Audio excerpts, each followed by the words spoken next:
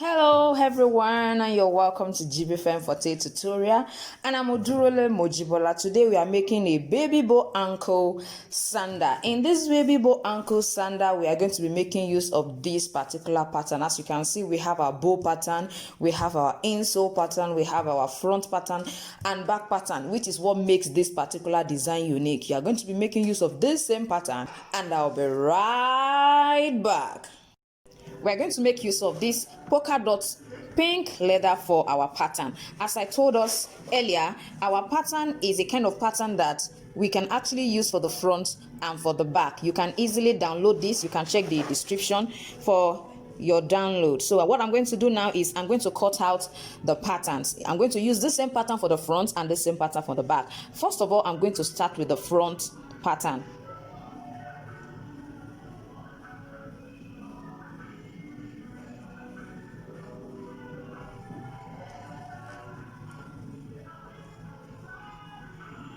So that's what I'm just going to do. This is our front pattern. When I want to cut the second leg, I'm going to change it this way. You have to do that so that you can have the two legs. Now you can see I'm just going to transfer it this way and then draw it out as well.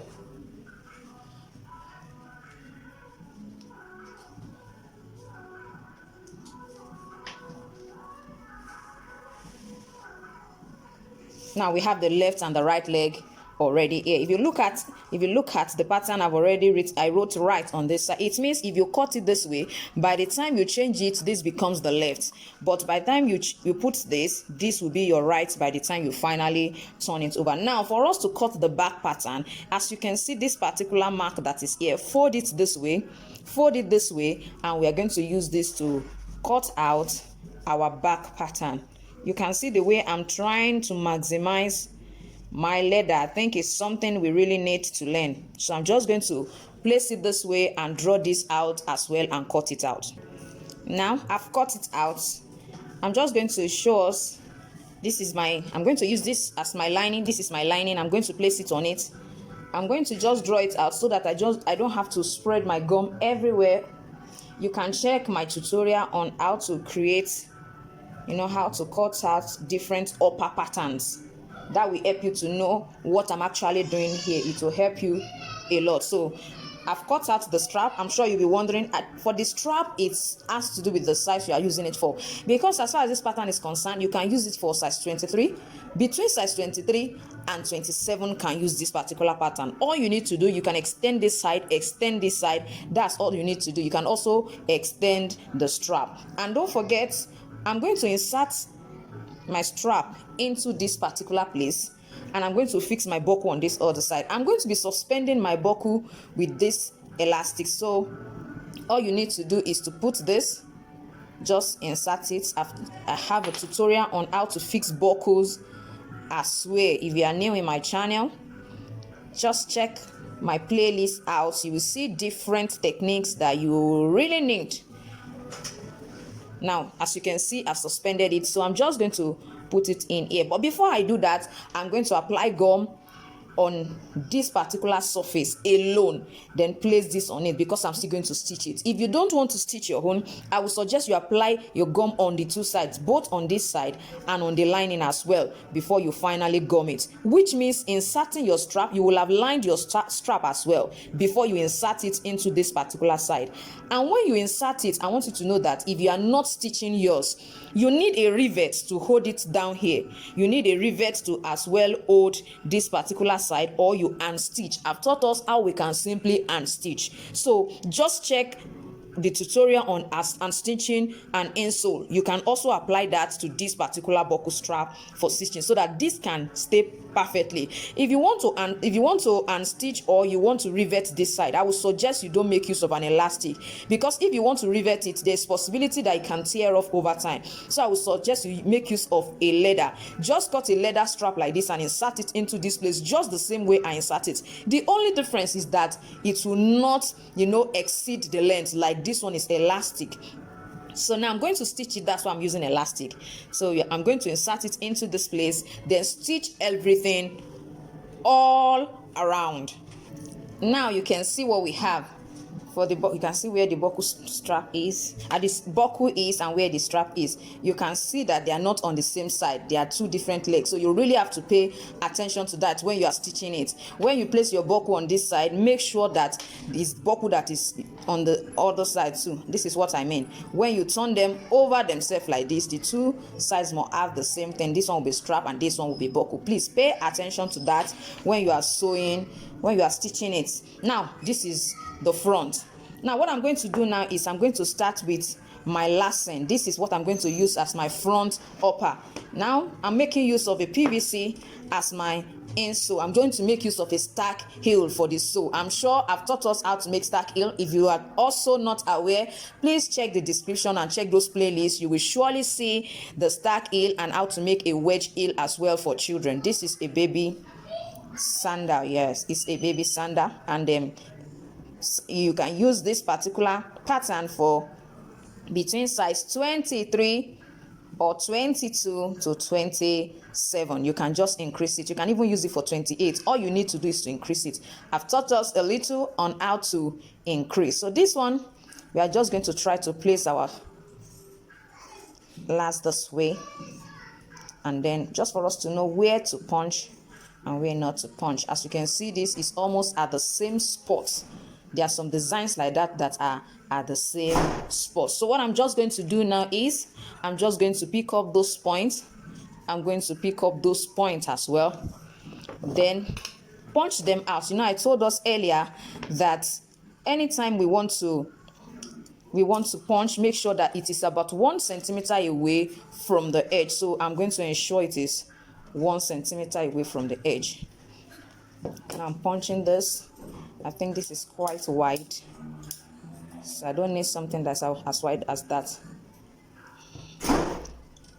Now I have that. I have this as well. So I'm just going to place it on it to know where to punch next. Just place it on it this way, just to pick the second part. Make sure it's covering the punch. I've explained that to us. Now we're going to also punch that and open it as well. So I'm going to open it with a utility knife. As you can see, this is what we have. So I'm also going to pick the next one as well. I'm going to pick A and do the same thing on this other side and punch it, then open it. Now see what we have. Now, for those of us, probably you don't have a lace and you're thinking, okay, how do I get where to use? I would suggest you use your fingers like I always teach us. Place your finger on it this way. When you place your finger this way, just make use of this particular top and this particular top. Use this upper part and this upper part for it. That's what you should just do. Now, for the lower part, we are just going to make use of these 2 fingers. That's what we are going to use. We are going to make use of these 2 fingers. Just try to place these 2 fingers to locate where to use for the placement. So place it on it, try to place it, then pick the side. So when you pick this side, now that we have picked this side, I told us earlier, I have always said, or rather, that this particular side of our leg, when you are lacing, just make sure that it's a little bit lower than this side. So instead of me placing it at the same point, I'm just going to make sure my hand goes a little bit inward. If you look at it, you find out that it's just like 1 millimeter difference in the placement. So I'm just going to punch that side as well.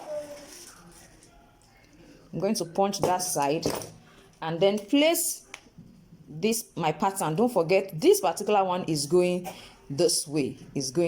So I'm going to place it on it that way and fix that as well. As you can see inside our pattern, we have a bow pattern there that we're going to use to decorate the front part of our pattern, and this is what I have cut out. Now you can see what we have from our lacing. What I would suggest for those who do not have a lace is this particular back. Just make use of about 3 centimeter height at the back. This is what I mean. When you place your meter rule this way, let the back, the height, let it be 3 centimeter. You can see that this is about 2.5 to 2.7 centimeter. So this side to this side, for that size 23, let it be 3 to 2.5 centimeter for the height if you don't have a last. And for the front, you can use the baby's leg, but if you don't have the baby available for the front, you don't be surprised that when you place your hand this way and you use it to last it, you are still going to get a very perfect shape. Now for our front, this is what we're going to do to our bow pattern. Just fold it up this way, fold it up this way, place this under. As you can see it, we are now going to use it to decorate the front pattern. Can you see what we have? I'm going to use a rivet to hold it down at that particular center. That's what I'm just going to do. I'm just going to punch it. You can decide to punch it all together, and this is what I mean. You can hold it together like this and just punch all together. You can hold it. You can see what I'm going to do now. I'm just going to punch it at the center together. Then place this one. Try to locate which points. I'm going to use like a pen just to pass through that particular perforated side just to get where to punch on this. Then hold it down with a rivet. I'm sure you will really love what this will look like. Now we are through with the lasting, so I've applied the gum. As long as they are now tacky, you can see it's no more reflecting on my finger. I'm just going to go ahead and last it.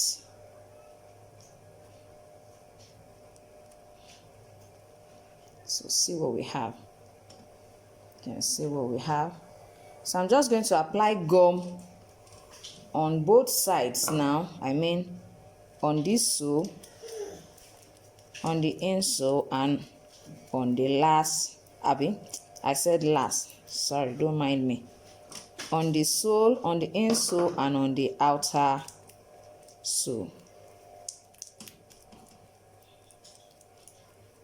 Make sure you apply the gum evenly, and then I will say evenly and lavishly. Then my sole, you can check how I did this. I've taught us how to make wedge heels, how to make stack heel. You can decide to make use of a stack heel or a wedge heel. It depends on you. I decide to make use of an ever foam, which is also Marco. I have the Marco sole, which is white, and I put the Marco, the red Marco in between. So you can check how I made this. The link will be in the description. So after this, I'm just going to allow it to dry. Then glue it on it, and our sandal is ready. Yes, after filing, see what we have. So lovely and beautiful. But the pattern is available for download, so you can just check the description and just click to download and use the pattern. You can alter the pattern, you can increase or reduce it in whichever way you like. Thank you so much for watching today's tutorial. See you next time. Bye.